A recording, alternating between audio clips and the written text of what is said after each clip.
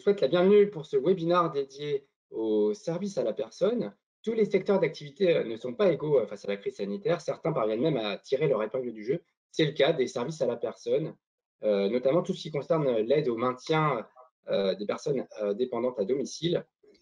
Nous réunissons ici pour vous des franchiseurs, un expert, également une franchisée, qui est également la casquette d'animatrice réseau, afin de faire un point sur les besoins personnels et sur les perspectives de développement de ce secteur. Ce webinaire va se décomposer en 3 parties. Tout d'abord, nous allons voir quels sont les profils que toutes les enseignes recherchent, comment sélectionner le meilleur réseau, celui qui correspond à vos aspirations, et quelles aides, quelles contreparties réclament et demandent les franchises. Comment financer sa création, quelles redevances doit-on payer mensuellement, et faut-il un local, quels sont les revenus espérés, et comment se passe la formation.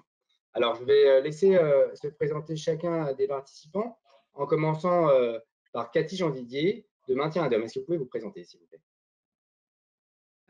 Bonjour à tous.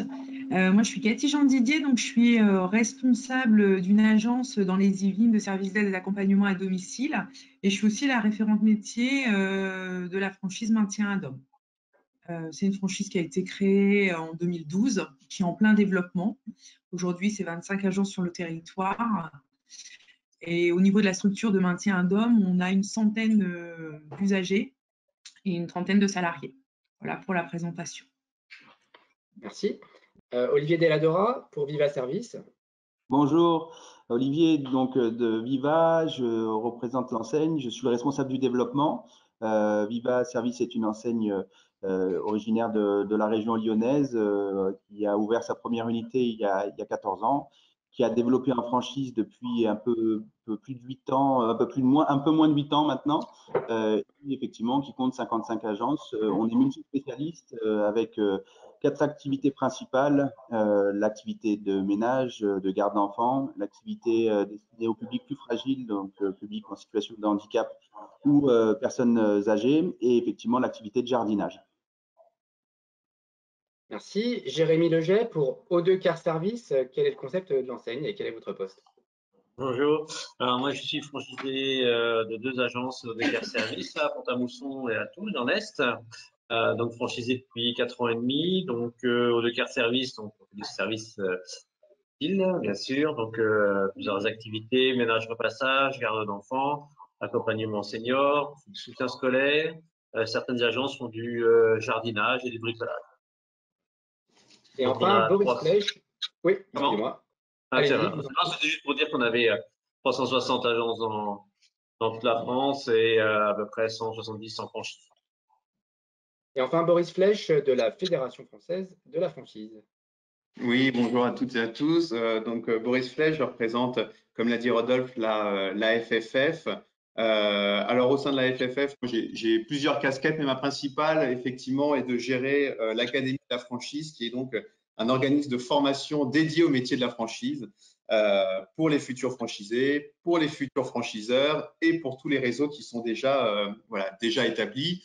Un mot rapide sur la fédération, on rassemble un certain nombre de réseaux de franchise, tous secteurs d'activité confondus, 184 réseaux de tête, et on a effectivement un certain nombre d'enseignes adhérentes qui sont positionnées sur le secteur des services à la personne, 14 de mémoire. Là, autour de la table, on a O2 Car Service, mais effectivement, il y a si ça intéresse les participants, la liste complète est bien entendu disponible sur le site de la fédération.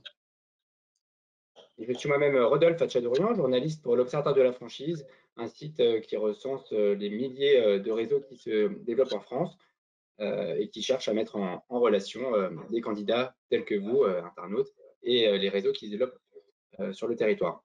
Alors, donc pour démarrer, Boris Flech, est-ce que vous pouvez nous faire un état des lieux de la franchise en général et des services au particulier, notamment dans tout ce qui concerne leur évolution depuis ces dernières années? Sans problème. Je vais vous citer effectivement quelques chiffres. De manière générale, la franchise est un modèle qui se porte qui se portent bien. Les chiffres que je vous communique ont été arrêtés à fin 2019, hein, puisque bien entendu, il va falloir attendre la fin 2020 pour pouvoir collecter toutes ces nouvelles données et les traiter. Mais à fin 2019, la franchise, c'était plus de 2000 réseaux, 2049 pour être précis, plus de 78 000 unités franchisées. On a coutume de dire points de vente, mais ce n'est pas forcément tous les réseaux qui ont des points de vente physiques. Et un chiffre… notamment dans les services, justement, ce sont plutôt des agences que des points de vente. Ouais. Effectivement, et dans les services, on parle surtout d'agences, vous avez raison. Donc, de manière générale, encore une fois, au niveau du modèle de la franchise, ces 78 000 unités franchisées ont réalisé près de 68 milliards d'euros de chiffre d'affaires. Si je fais un focus sur le secteur des services à la personne, qui est un secteur effectivement très large, puisqu'il y a énormément de concepts différents dans le secteur des services à la personne, et de métiers, je dirais, dans ce même secteur, on retrouve toujours à fin 2019 près de 200 réseaux, enfin plus de 200 réseaux, près de 6000 franchisés effectivement dans le secteur du service à la personne et un chiffre d'affaires qui avoisine les 2 milliards d'euros. Encore une fois, je pense que c'est un secteur qui a beaucoup de potentiel, qui est vraiment en croissance. Nous, c'est ce que l'on note effectivement depuis plusieurs années, et avec des enseignes, avec des concepts positionnés sur des métiers qui sont différents. Vous avez des enseignes dites multispécialistes et vous en avez d'autres qui sont plus, on va dire, axés vraiment sur un métier spécifique. Donc, je pense que c'est effectivement un secteur dans lequel il y a beaucoup de potentiel et avec des offres pour entreprendre en franchise qui peuvent correspondre à beaucoup de profils différents. Alors, on va entamer donc cette première partie consacrée au profil justement recherché par les enseignes. Je précise aux internautes que vous pouvez tout à fait poser vos questions à l'écrit pendant le webinaire et que nous transmettrons vos questions aux participants. Olivier Delladora, quelles sont les compétences nécessaires pour devenir franchisé dans votre réseau, donc Viva Service? Alors, notre métier, c'est quand même beaucoup d'humains, c'est même principalement ça. On a vraiment besoin d'avoir des gens qui vont apprécier ce contact humain et qui vont apprécier aussi de gérer du personnel à distance dans une organisation qui est peu commune. Donc, on va recruter, nous, souvent d'abord du savoir-être et puis des compétences issues d'autres métiers avant de recruter des personnes qui sont issues de notre secteur d'activité. Dans notre réseau, en tout cas, près de 95% des franchisés ne sont pas issus des services à la personne. Donc, on va rechercher effectivement des gens qui ont de l'expérience en gestion, en management, en ressources humaines et qui effectivement ont des qualités aussi humaines et une certaine gestion du stress pour effectivement faire face à cette activité. On apprécie tout particulièrement les gens qui vont connaître le territoire sur lequel ils vont s'implanter. On va faire effectivement une croix sur ces candidats en particulier parce qu'effectivement, on considère que c'est un métier de proximité. On a besoin d'animer le territoire sur lequel on va être et ça a de l'importance, en tout cas pour Viva Service. Et puis, effectivement, on va rechercher des gens qui vont s'intégrer à notre réseau et qui vont s'intégrer à l'état d'esprit. Donc, dans le parcours de candidature, on a deux éléments importants pour bien valider le profil. D'une part, on va travailler durablement et avant la signature du contrat avec le candidat. On va lui faire des tests de personnalité spécifiques à notre enseigne et puis surtout, on va lui faire rencontrer nos franchisés de manière très ouverte et transparente. Le candidat à la franchise pourra rencontrer n'importe qui de notre réseau pour se faire son idée sur la qualité de l'enseignement. Donc, c'est aussi important qu'ils s'imprègnent aussi de l'état d'esprit des autres franchisés qui vont être ses voisins peut-être dans quelques temps. Cathy Jean-Didier de Maintien à Dôme, est-ce que vous souhaitez compléter le portrait du franchisé tracé par Olivier Delladora? Je rejoins Olivier sur la capacité à pouvoir gérer le stress. Je pense que ça, c'est quand même très, très important pour n'importe quel entrepreneur. Moi, sur Maintien à Dôme, je reviendrai sur le fait qu'on ait un réseau d'indépendants, en fait. Donc, on le rentre dans le terme franchise, mais on a quand même beaucoup de liberté sur des choix qu'on pourrait faire en tant que futur entrepreneur, dans les choix que ce serait voilà, du logiciel à l'utilisation des outils. En fait, on met à disposition des process aux entrepreneurs qui adhèrent au réseau à cet esprit d'y adhérer ou pas. C'était ça qui m'intéressait en tout cas, moi, quand j'ai commencé à intégrer ce réseau. Autre part, ce que je n'ai pas dit dans la présentation, c'est que Maintien d'Homme appartient à diverses enseignes, hein, dont Maison et Services, qui fait du ménage et du jardinage auprès des particuliers. Et nous, Maintien d'Homme, on est vraiment spécialisé dans l'assistance à la personne, ce qui donne un volet vraiment beaucoup plus difficile dans le sens où on a besoin d'une autorisation et qu'on travaille avec les partenaires publics. Donc, pour moi, il faut aussi qu'il y ait une envie de la part des gens qui adhèrent au réseau de s'intéresser à la personne vulnérable, au handicap. C'est un métier complètement différent dans la prise en compte du public. Par contre, là où on est d'accord, c'est que les deux entités, que ce soit du service à la personne ou que ce soit de l'assistance à la personne, on gère de l'humain. Et on a des collaborateurs qui demandent une attention particulière, qui ont des profils sociaux souvent particuliers, qui ont vraiment des envies de bien faire. Et donc, pour moi, un gérant d'entreprise doit être en capacité d'arrêter ses activités et de se rendre disponible pour ses collaborateurs. Si on n'a pas ça déjà en soi, il va falloir que le gérant ait la capacité de pouvoir recruter la bonne personne pour pouvoir le seconder. Voilà, dans ces profils. Et oui, une grosse résistance au stress, à la fatigue. Voilà, je pense que le Covid nous aura montré nos capacités à savoir faire preuve de résilience, terme à la mode aussi. Voilà ce que moi, je pourrais rajouter. Jérémy Leger, est-ce que vous vous reconnaissez dans le portrait des candidats? Alors, tout à fait, oui. Oui, en fait, ouais, c'est commun à tous les services à la personne. C'est-à-dire que vous voulez entreprendre dans une société de service à la personne, il faut vraiment avoir l'humain au cœur de son projet. Hein, moi, si je suis venu au service à la personne, c'est pour ça, c'est vraiment pour aider les gens. Alors même surtout en accompagnement senior, mais aussi quand on fait du ménage ou on garde d'enfants, il faut vraiment aussi avoir cette volonté de vouloir aider les personnes et rendre leur quotidien plus agréable. En fait. Ça, c'est vraiment ça. Et c'est sûr qu'après, comme tout entrepreneur, on va dire, voilà, il faut du management. Et en plus, nous, c'est chez vous deux, on met le management, on met nos salariés au cœur de notre réseau. Donc voilà, faut vraiment être à l'écoute des salariés et bien sûr à l'écoute. Voilà, c'est vraiment l'humain qui est au cœur de ça, plus que toute autre valeur, plus que les valeurs commerciales, les valeurs financières, comme ça. Voilà, si vous voulez venir dans les services à la personne, la première chose qu'il faut, c'est vraiment voilà avoir des valeurs humaines assez fortes. Chez Viva Service, Olivier Deladora, de quel univers professionnel viennent vos franchisés? Quel métier avaient-ils exercé au préalable?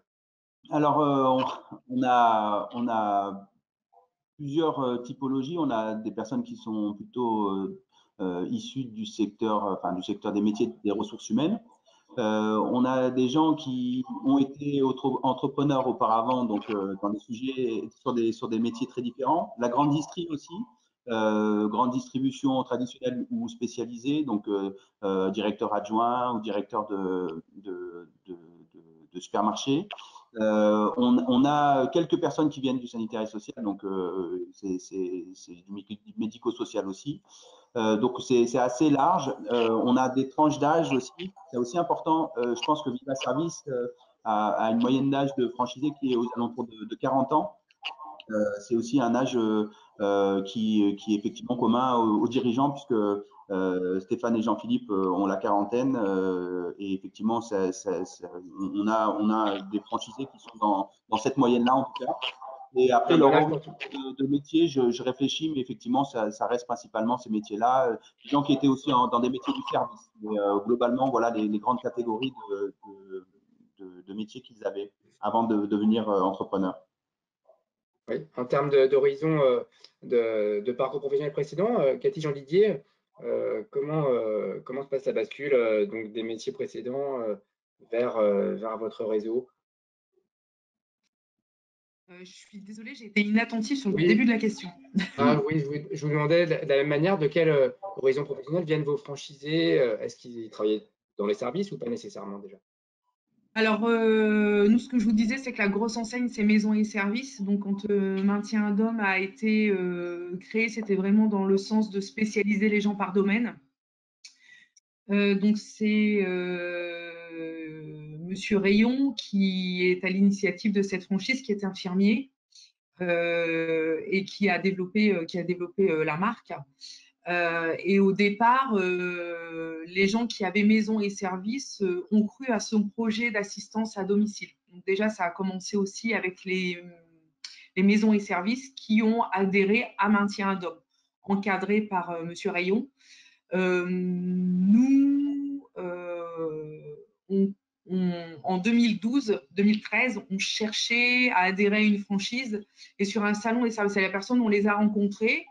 Et c'est comme ça que je suis arrivée chez eux. On s'est rencontrés, il n'y a rien eu de formalisé. Leur principe d'indépendance me séduisait énormément. Et du coup, c'est comme ça que moi, je suis arrivée en première externe, en fait. Après, c'est pareil, on a le même profil, c'est cohérent sur des gens qui ont eu une vie avant, qui arrivent dans l'entrepreneuriat, qui ont quand même eu des postes où ils ont cette capacité à recruter, à gérer. Et puis, on a quelques personnes aussi du médico-social pour encadrer quand même dans l'assistance à la personne, c'est quand même bien d'avoir cette ressource. Quand le gérant voilà, a quand même des bases aujourd'hui, on voit avec le Covid, avec la Covid, bon, c'est quand même plus facilitateur, on va dire. Après, dans les classes d'âge, par rapport à Olivier, je crois qu'il disait que vers 40 ans, je crois qu'on est aussi à peu près là-dedans. Hein. C'est vraiment une envie de changer d'horizon, de salariat et d'envie de donner un peu une autre orientation à sa vie professionnelle, peut-être plus en adéquation avec un sentiment de valeur. C'est un peu ce qui ressort. Jérémy Leget, à titre d'exemple, quelles étaient vos occupations précédentes et comment avez-vous et pourquoi avez-vous souhaité devenir franchisé chez O2? Alors, donc moi, je viens du milieu commercial, en fait. J'étais responsable d'un magasin sous franchise, à EFI, la vie. Donc, bah, j'ai fait 15 ans et puis bah, voilà, hein, vers 40, 45 ans, voilà, j'ai peut-être un peu fait le tour du commerce traditionnel. Donc, bah, voilà, j'ai décidé de tourner la page et bah, voilà, je me suis retrouvé avec une page blanche en disant qu'est-ce que je vais faire. Et donc, le choix des services à la personne est venu naturellement, puisque dans dans le client, j'avais beaucoup de personnes qui disaient, voilà, j'ai un peu de mal à recruter une femme de ménage, ou voilà, j'ai du mal à trouver quelqu'un qui s'occupe de mes parents, j'ai du mal à garder les enfants. Je dis, tiens, il y a peut-être quelque chose à faire dans les services à la personne. Donc, grâce à l'Observatoire de la franchise, et à la fédération. J'ai découvert les enseignes. Non, mais c'est vrai en plus. Hein, c'est pas, on s'était pas consulté là-dessus, mais c'est vrai que c'est grâce à l'observation de la franchise où j'ai découvert des différents marques de services à la personne et tout. Donc j'ai regardé et bon voilà, aux deux collait parfaitement à mes principes, mes valeurs. Donc voilà, ça a matché tout de suite avec O2 et voilà. Donc ça fait 4 ans et demi, 5 ans que je fais l'aventure et la typologie des franchisés hein, chez O2 est un petit peu plus variée. Alors peut-être c'est peut-être parce qu'on a un tout petit peu plus maintenant de franchises, mais c'est vrai que nous ça va des gens comme moi, ça vient aussi d'entrepreneurs, mais la grosse force de sur O2 c'est aussi de trouver des franchisés en interne. Et la grosse fierté de Guillaume, hein, qui est le fondateur de O2, c'est d'avoir, je crois qu'on en est à 4 ou 5 intervenants qui ont monté leur franchise. Ça, c'est une grande fierté parce que voilà, on les a accompagnés du début hein, jusqu'à voilà. Mais c'est vrai que on va dire les profils, voilà, c'est des profils aussi pour reprendre de la franchise, ceux qui ne font pas du service à la personne, c'est vrai, c'est des profils divers et variés. Alors soit on a un profil commercial, soit on a un profil comptable. Mais voilà, c'est un petit peu varié. Par contre, là, que je répète, hein, la valeur commune, c'est vraiment l'humain. hein, et je pense que même dans les autres réseaux, hein, on peut pas faire du service à la personne si on n'a pas l'humain au cœur du service. Donc Boris Flech de la FFF, je vois que vous hochez la tête, hein. Donc Jérémy disait qu'il s'était adressé non seulement à l'Observatoire de la franchise, mais également à la FFF. Comment est-ce que vous accueillez les candidats à la franchise? Comment est-ce que vous les orientez vers les réseaux? Alors nous, on est surtout là effectivement pour les conseiller dans leur choix. Je n'oriente pas directement un candidat vers telle ou telle enseigne. Vous vous doutez bien, on a une indépendance quand même en tant que fédération et on peut pas se permettre ça. L'idée effectivement, c'est plutôt de les conseiller et de les guider un petit peu dans leurs étapes de montage de projet, je dirais, et les bonnes questions à se poser, et notamment pour la sélection du réseau. Donc, des conseils, il y en a. Je pourrais tenir les 45 minutes et c'est pas le but, mais effectivement, je pense que c'est intéressant d'aller voir plusieurs enseignes et de comparer à la fois, encore une fois, les activités, et je rejoins tout à fait ce qui a été dit que ce soit par Cathy, Olivier ou Jérémy. Je suis tout à fait en face avec le discours qui a été tenu. Il y a une question, il y a de l'humain, ça c'est clair, c'est le cœur dans ces métiers-là. Il y a une vraie question d'état d'esprit, de valeur dans les réseaux, et c'est important aussi de partir avec un réseau qui correspond réellement à ces valeurs-là. Et moi, un réseau qui me correspondrait à moi, peut-être Rodolphe ne vous correspondrait pas pour vous, et inversement. Donc, il y en a pour tout le monde, ça c'est important. Donc, c'est important qu'ils aillent comparer les réseaux. C'est important aussi à un moment donné dans les étapes d'aller rencontrer des franchisés de ces réseaux-là, parce que ça reste des super retours d'expérience. Et c'est important qu'ils puissent expliquer comment ça s'est passé pour eux sur les différentes étapes du projet et au quotidien. Après, je ne sais pas si vous souhaitiez orienter vous disiez que vous aviez environ 200 adhérents à la FFF. Comment est-ce que vous accueillez, selon quels critères est-ce que vous accueillez ces réseaux, et comment est-ce que vous arrivez à déterminer la bonne santé d'un réseau? Parce que ça peut être déterminant justement dans le choix d'un candidat. Alors, vous voulez dire quand un réseau souhaite adhérer à la fédération? Oui. Alors, il y a effectivement un process de sélection, puisqu'on se dit être une fédération sélective. Donc, je le dis, il suffit pas de payer faire un chèque pour pouvoir adhérer. Il y a un dossier effectivement à monter. Nous, on va étudier plusieurs points. Notre axe de lecture restera toujours réellement le métier de franchiseur de cette enseigne-là. Donc, on étudie les documents contractuels, on étudie également des éléments financiers et opérationnels. Et après, il y a tout un process avec des commissions d'admission, des sortes d'audits qui est fait auprès de certains franchisés du réseau choisis de manière aléatoire. Mais au-delà effectivement de ça, puisque vous avez pointé la santé financière des entreprises franchiseurs, je pense que ce qui est intéressant pour un porteur de projet, c'est aussi lui de regarder de son côté la santé financière du franchiseur. Il y a un document qui va intervenir dans la relation entre un porteur de projet et son futur franchiseur, pardon. C'est la remise d'un document qui s'appelle le document d'information précontractuelle. On entend souvent parler en disant le DIP ou le DIP. Dans ce document d'information précontractuelle, vous avez les bilans et comptes de résultats des 2 dernières années du franchiseur, s'il a au moins 2 ans d'ancienneté. Après, dans ce DIP, vous avez aussi et surtout la liste complète des franchisés. Donc, grâce à ça, les candidats vont pouvoir effectivement aller faire des recherches et s'interroger sur la santé financière des franchisés de tel ou tel réseau. Et les sorties de réseau. Et vous avez tout à fait raison, Olivier, il y a la liste complète des contrats de franchise qui se sont arrêtés l'année précédente et les raisons pour lesquelles se sont arrêtés. Donc ça aussi, c'est un bel indicateur. Je ne dis pas qu'avec la liste sous les yeux, on prend forcément sa décision, mais c'est un bel indicateur et ça peut se permettre de se poser la question de savoir s'il faut chercher plus d'infos ou pas. Oui, sachant donc qu'on peut tout à fait changer de métier et d'orientation grâce à la franchise. Olivier Deladora, comment se passe la formation chez vous? Comment s'articule-t-elle? Quelle est sa durée?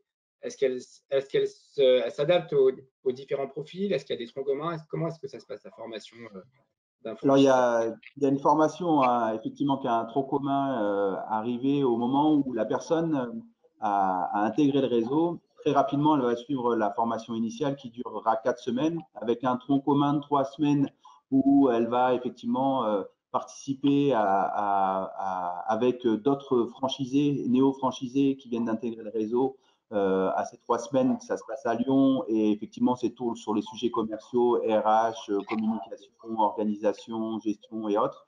Donc, ces sujets-là, ils sont traités en petit comité. Nous, on a la volonté et Stéphane Boyer, qui est l'un des fondateurs et qui s'occupe plus spécifiquement de la franchise, qui anime aussi une partie de cette formation, tient beaucoup à ce point, c'est qu'on fait des formations au maximum avec 4 nouveaux franchisés. On recréera un cycle s'il y a plus de personnes, mais effectivement, on veut une dimension humaine aussi à cette partie de formation. Et après, le franchisé va passer une semaine en immersion dans une agence école franchisée. Donc, c'est l'un de nos franchisés qui va les accueillir pendant une semaine de manière individuelle et qui va en fait leur permettre de mettre en pratique ce qu'ils auront acquis pendant la formation avec des vrais clients et des vrais intervenants et une vraie organisation et les outils qu'il mobilisera par la suite dans sa propre agence. Au préalable, j'insiste sur ce point parce que c'est un peu original et effectivement, c'est en phase aussi avec qui nous sommes en tant que franchiseurs. Et c'est que aussi, on peut considérer que avant même de devenir franchisé, le candidat à la franchise Viva Service, il va être accompagné aussi dans sa création d'entreprise par différents modules d'accompagnement à la créa. On va leur mettre à disposition notre savoir-faire avant même qu'ils soient devenus franchisés sur les aspects de la création d'entreprise, considérant que c'est à ce moment-là où il en aura besoin et pas après, et qu'effectivement, pendant toute cette partie qui est non engageante pour lui, il va pouvoir effectivement structurer son projet sur les différentes étapes clés, lui permettant effectivement de mesurer la viabilité de son projet et que lorsqu'il signera son contrat, il aura eu un accord bancaire et il aura déjà finalisé son projet. C'est un élément qui est très important pour nous, mais effectivement qui nous sécurise aussi sur l'engagement qu'il va prendre et aussi la manière dont il va travailler son projet. Si effectivement ça nous paraît peu sérieux, effectivement, ça ne nous met pas en doute sur sa capacité à entreprendre dans notre secteur. Et inversement, pour lui, c'est d'être accompagné au bon moment sur les bons items, avec vraiment un vrai cadencement de notre part et un vrai accompagnement avec nos outils, nos partenaires et nos méthodes, lui permettant de gagner du temps dans sa création d'entreprise sans pour autant le pousser mais effectivement l'accompagner réellement. Et là aussi, je pense qu'il y a de la formation, même si elle n'est pas formalisée dans le cadre de notre organisme de formation, mais qu'elle est effectivement au quotidien au contact de ses franchisés, ses futurs franchisés. Cathy Jean-Didier, vous qui avez été franchisée, qui êtes aujourd'hui animatrice, comment s'est déroulée la formation pour vous et comment elle se passe aujourd'hui pour les candidats?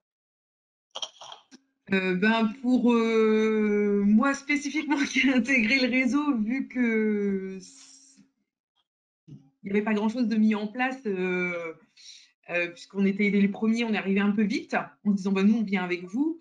On a eu une formation, enfin voilà, sur vraiment c'était en 2013, hein, donc vraiment sur ce qu'était l'assistance à domicile, sur les logiciels, la législation. Voilà, tout ce qui était déclaration, tout ce pavé un petit peu législatif des services à la personne. Voilà, quand on arrive, on ne se rend pas forcément compte de tout ça. Et puis, après, il y a eu le nouveau cahier des charges qui est sorti. Donc là, ça a été, voilà, il a fallu vraiment mettre en place des outils de process très pointus pour que les futurs adhérents puissent avoir la meilleure compréhension possible, la meilleure lisibilité de tout cet aspect juridique avec les autorisations. Donc nous, les personnes, c'est pareil, elles sont accueillies sous une quinzaine. Donc généralement, c'est une semaine, on met un petit peu de distance et on revient une semaine. Pour pouvoir assimiler tout ça. Et en effet, il y a tout ce qui est cahier des charges, législation. On fait des jeux de rôle sur le recrutement, on fait des jeux de rôle sur l'évaluation des besoins. C'est quoi une évaluation des besoins? Qu'est-ce qu'on met dans une heure de prestation? Enfin, voilà, c'est assez divers. Il va y avoir toute la communication auprès du public. Il va y avoir tout le volet RH, il va y avoir, enfin voilà, c'est assez dense. Sur l'accompagnement en structure, c'est quelque chose qui est proposé.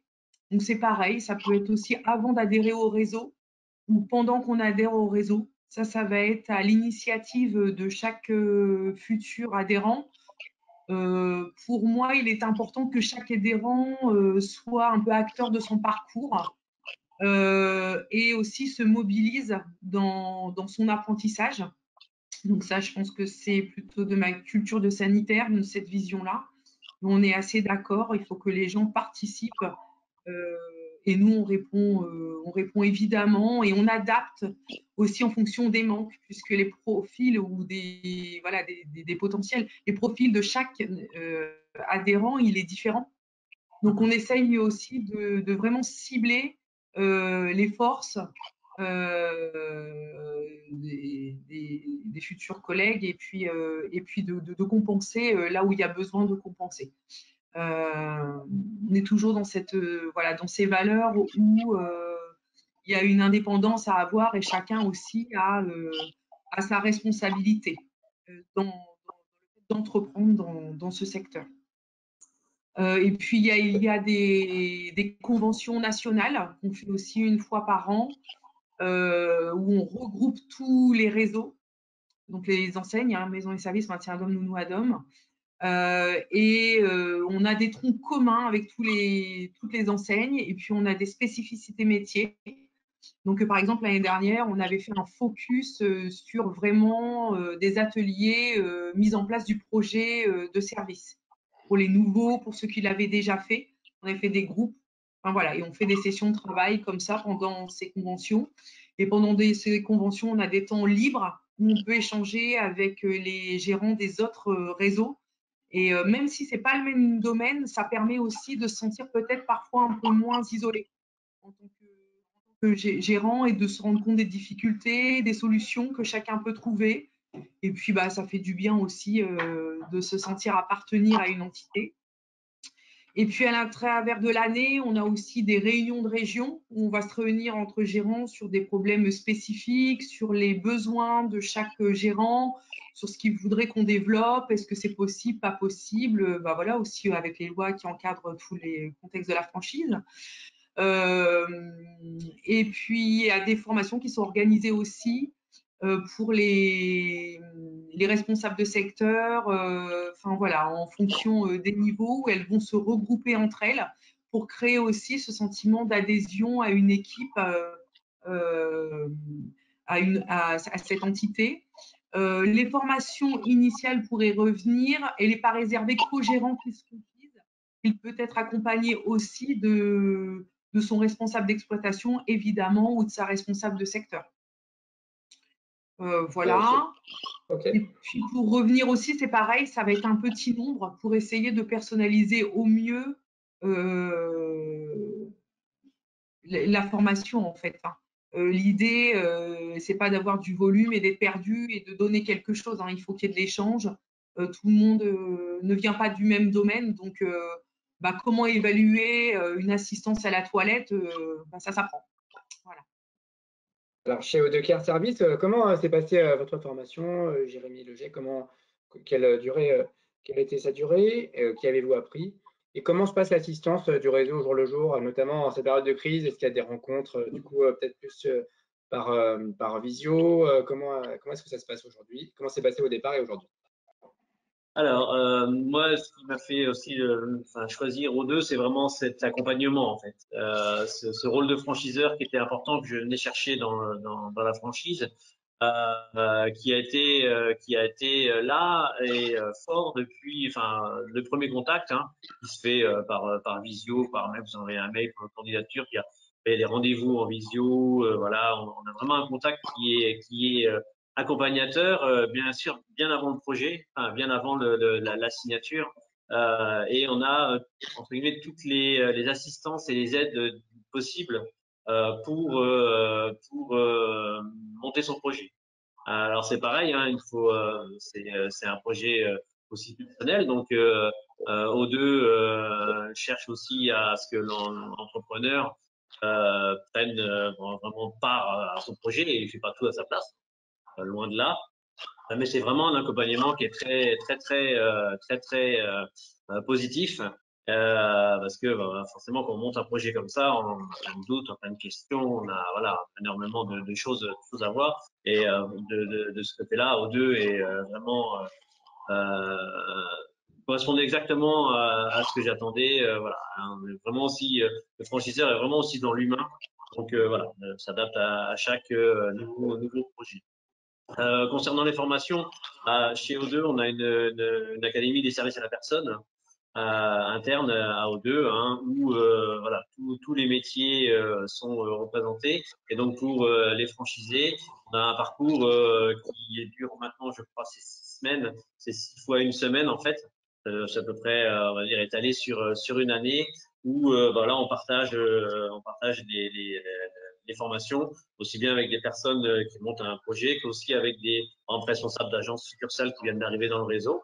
Donc ça fait une mixité et voilà, c'est très important. Et bien sûr, tous les sujets sont abordés, hein, le RH, la partie commerciale, la partie légale, la partie sociale. Voilà, alors nous, chez O2, on a la norme française, donc on a une partie sur la qualité hein, qui est très importante, hein, parce que voilà, faire du travail de qualité, c'est très important aussi pour les autres confondus, bien sûr. Donc voilà, on a des formations comme ça et vraiment là le franchiseur est pour moi très important parce qu'on a un soutien et une aide qui est vraiment très appréciable hein, dans le projet. Et moi voilà, ça fait 4 ans et demi que je suis chez O2 et je suis encore accompagné. Je peux être accompagné au quotidien par l'enseigne. Hein, ce que les candidats à la franchise recherchent, bien sûr, c'est ça, c'est d'être accompagné et soutenu avec toute la puissance d'un franchiseur comme O2. Voilà.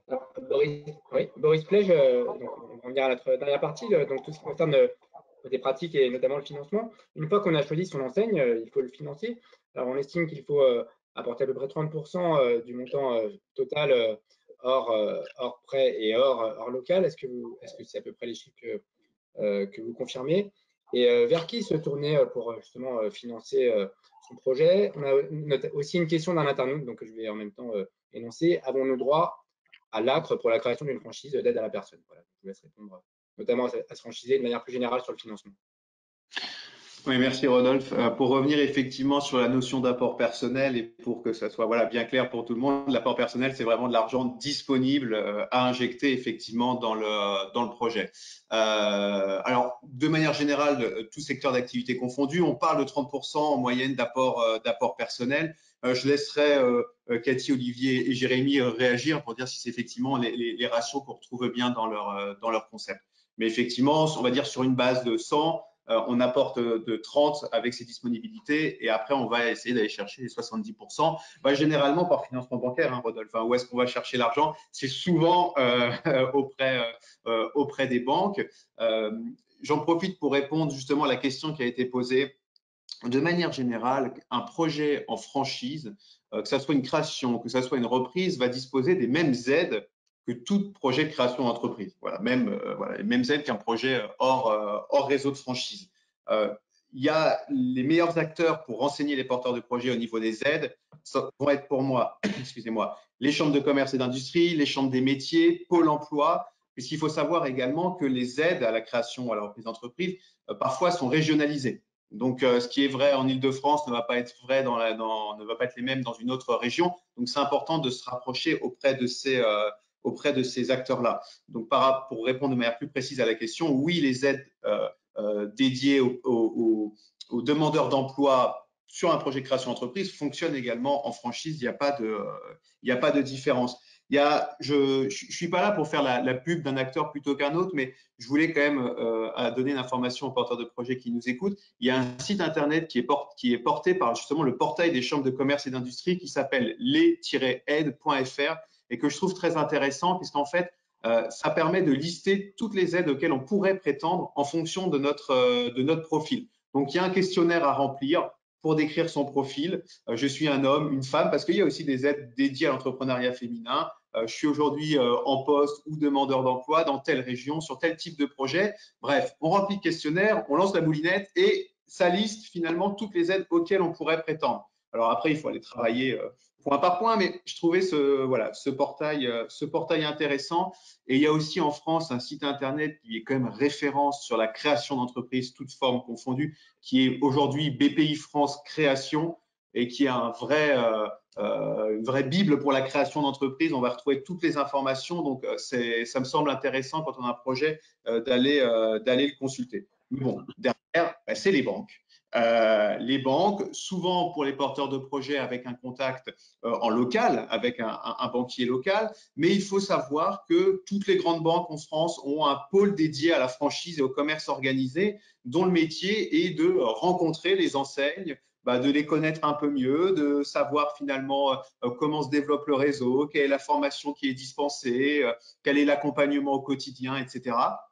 Et donc, c'est aussi le travail des franchiseurs d'aller se faire connaître de ces pôles. Alors, certaines enseignes peuvent dire à leurs candidats, moi, je suis déjà en contact avec telle ou telle banque et orienté. C'est le choix effectivement du candidat d'aller voir ces banques-là ou d'en choisir d'autres. C'est sa liberté de chef, de chef d'entreprise. Enfin, un dernier point, il existe aussi, je ne suis pas là pour en faire la publicité bien évidemment, mais il existe aussi des courtiers spécialisés dans les projets entrepreneuriales. Donc voilà, ça peut être aussi une solution. Il y a aussi des réseaux qui travaillent avec ces courtiers. Donc le réseau, en tout cas, peut accompagner, peut aider aussi, orienter les candidats sur la recherche de financement. Ouais. Chez Viva Service, est-ce que vous estimez que le fait de candidater pour une franchise est peut-être plus facile pour un candidat qui se présente à la banque plutôt que qu'un créateur complètement indépendant? Est-ce qu'un banquier voit d'un meilleur œil? C'est plus ou moins facile selon le réseau parce qu'il y a des réseaux qui sont blacklistés ouvertement par les réseaux bancaires. Donc, effectivement, où il y a des fins de non-recevoir, à partir du moment où vous présentez un dossier de financement pour une franchise, ça peut être un non définitif et inversement, effectivement, si le réseau est de bonne qualité, généralement, ils auront des réseaux à proposer aux candidats parce qu'il y a un certain nombre de franchisés qui sont sur cette banque-là. Il y a des pattes blanches qui ont été montrées par la tête de réseau sur la qualité de son DIP et puis de son organisation de franchiseur. Donc, effectivement, le fait d'être franchisé peut être un accélérateur pour cette partie financement. Moi, il peut arriver des fois où en une semaine, j'ai un accord bancaire parce qu'effectivement, l'enseigne est connue par la banque en question, que la banque en question à informer le conseiller qui rencontre mon porteur de projet pour son financement et il y a un accord de principe. Après, c'est pas la réalisation de l'offre, mais en tout cas, il peut déjà avancer sur sa structuration assez rapidement, une semaine après l'avoir rencontré. Il y a des réseaux bancaires qui, effectivement, ont fait un travail depuis de nombreuses années sur la partie franchise et qui, effectivement, ont appris aussi la qualité des franchiseurs en les étudiant et en leur demandant de plus en plus d'informations pertinentes. Et effectivement, la franchise, quand elle est bien faite, est un très bon moyen de développement d'une entreprise et favorise aussi la pérennité de l'entreprise en question. Il est évident qu'une entreprise franchisée aura un taux de pérennité beaucoup plus important qu'une entreprise qui se monte.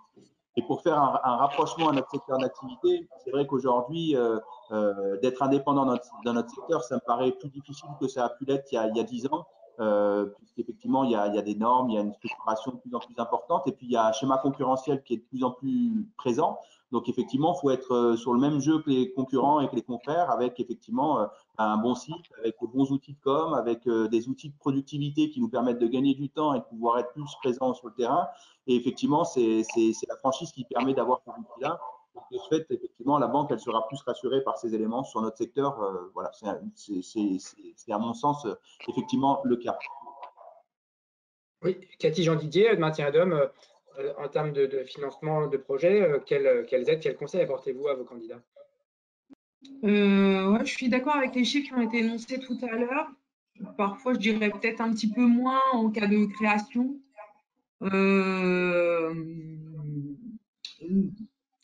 Aujourd'hui, adhérer à une franchise, ça permet d'apporter quand même une mutualisation des outils, ne serait-ce que dans la gestion du site web, dans l'accompagnement sur des RGPD, sur la formation. Nous, aujourd'hui, on a développé tout un pôle de formation e-learning à destination, voilà, avec des chaînes YouTube pour que les collaborateurs puissent aller se référencer et se renseigner sur les dernières techniques.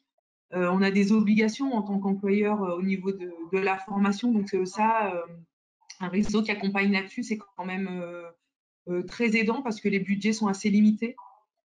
Donc, ça, c'est un vrai atout. Après, là où on peut mutualiser aussi les outils, ça va être sur tout ce qui est communication. quand on est à la recherche, comme dans notre secteur, surtout sur l'assistance à la personne, où les métiers, c'est très tendu. On a besoin de compétences avec des diplômes.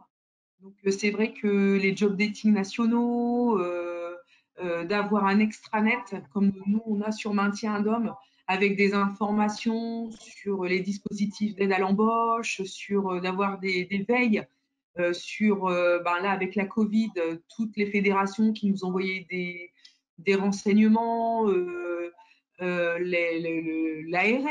les départements, enfin voilà, on avait beaucoup de lectures. Quand on a un réseau qui, du coup, organise une veille, ça vous permet d'avoir des retours synthétisés, enfin voilà, et tout ça, on a l'impression que, mine de rien, c'est de l'argent. C'est de l'argent qu'on économise tous les jours quand on est bien accompagné.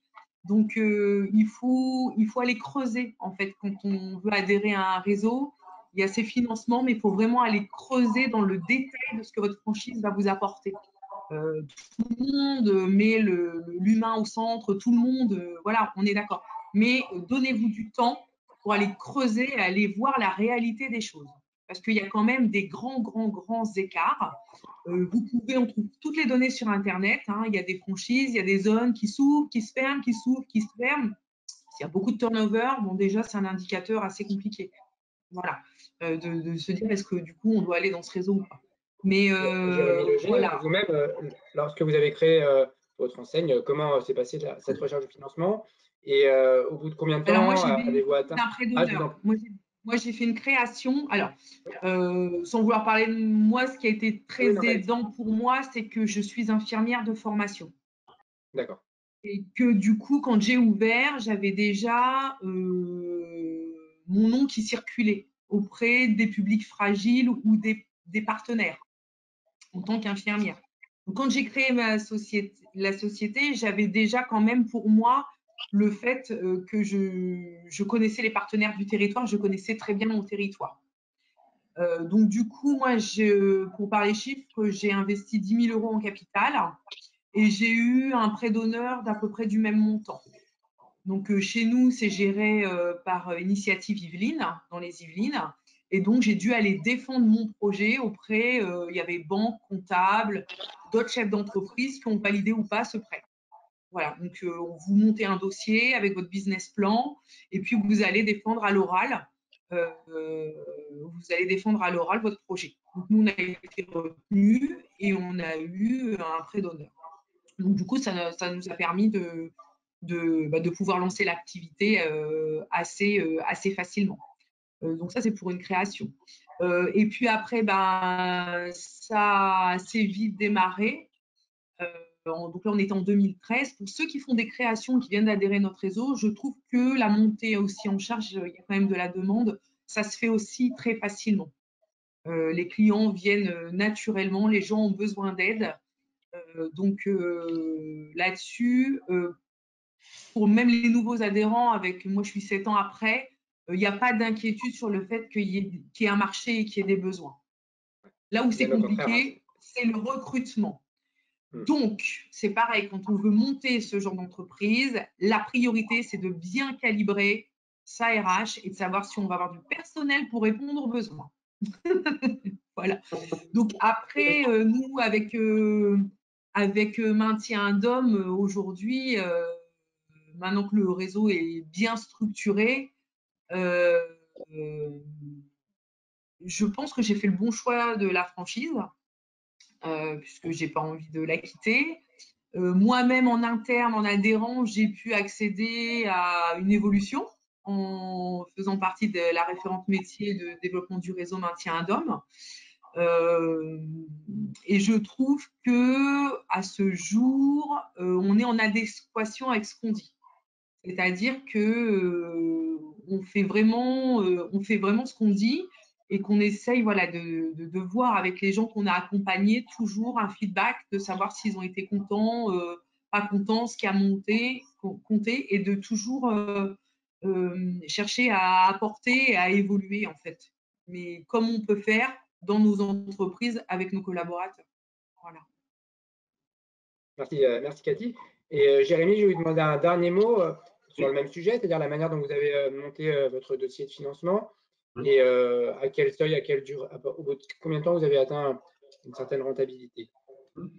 Alors, là aussi, le rôle du franchiseur est important aussi. Donc, comme O2 a quand même un réseau de franchises c'est important, a une expérience en fait sur le montage des business plans, voilà, en fonction de votre projet, de votre rapport, comme ça. Et là, pour aussi vous conseiller, vous orienter, bien sûr, voilà, vous dire toutes les aides, tout ce qui existe. Ça, c'est vraiment le rôle et on est vraiment bien, enfin, parce que tu es là très bien accompagné pour bien, on va dire, avoir un dossier solide. Ce qu'il faut voir, c'est ne pas, voilà, ne pas, on dire, trop léger au niveau du capital, au niveau de tout ça, parce que sinon, faut que ce soit un projet qui soit pérenne. Et là, le rôle du franchiseur aussi, c'est de vous aiguiller là-dessus, hein, quel que soit le réseau. Et là-dessus, aux deux, voilà, on peut vous dire, bah non, là, ça va pas, là, ça va, là, c'est bien, là, c'est pas bien. Voilà. Ça, c'est vraiment très, très important. Moi, bah, j'ai bénéficié, comme la question du participant, donc j'ai bénéficié de l'ACRE, hein, voilà, puisque j'étais employé avant. J'ai fait une rupture conventionnelle et voilà, donc j'ai bien bénéficié de l'ACRE alors on peut en bénéficier pendant 2 ans. Moi, j'ai pris, il y a 2 solutions, soit on en bénéficie tous les mois, soit on prend tout le capital. C'est à voir en fonction des projets de chacun. Et ça, c'est très, très important. Et bah, pour la rentabilité en fait de l'agence, chez O2, on estime qu'à partir d'1 an, on atteint à peu près voilà le seuil de rentabilité. Alors, il y a des disparités dans des réseaux, ça dépend des régions, parce que voilà, le but hors financement, c'est aussi très important et on a un petit peu évoqué, c'est qu'il faut vraiment bien connaître sa zone. Voilà, donc là, le franchiseur est là pour ça, parce qu'il connaît aussi votre zone. Mais voilà, bien connaître sa zone, bien connaître les acteurs de sa zone, c'est vraiment un bénéfice et c'est grâce à ça qu'on a des agences qui peuvent performer, hein, voilà, plus que d'autres. Après, c'est pas parce qu'on connaît pas le secteur qu'on va pas performer, mais ça prendra plus de temps. Hein, voilà, c'est le temps de se faire le réseau, tout ça. Alors si vous connaissez déjà votre secteur, que vous avez déjà des contacts au département, que vous avez déjà des contacts dans les villes que vous faites, c'est vraiment vraiment très important. Mais voilà, pour rassurer les personnes qui nous regardent, oui, franchement, le service à la personne, il y a du travail. Et c'est des franchises qui marchent et voilà. Et c'est sûr que moi qui viens du commerce, c'est vraiment très agréable puisque voilà, on a plus de demandes que d'offres, hein, puisque voilà le recrutement est vraiment très important et donc l'offre comment n'arrive pas à pallier à la demande. Donc voilà, et économiquement c'est vraiment très appréciable. Après voilà, humainement et psychologiquement, bah, il faut y arriver parce qu'il faut recruter. Eh bien, je remercie tous les quatre pour votre participation, ainsi que les internautes qui ont suivi cette conférence. Vous pouvez contacter donc, les réseaux O2, Maintien d'Hommes, Viva Service directement via l'Observatoire si vous souhaitez candidater ou avoir des renseignements, ainsi que la FFF, Boris Flech, pour avoir des renseignements sur la franchise de manière plus générale et plus générique. Merci encore à tous les quatre et à très bientôt. Merci.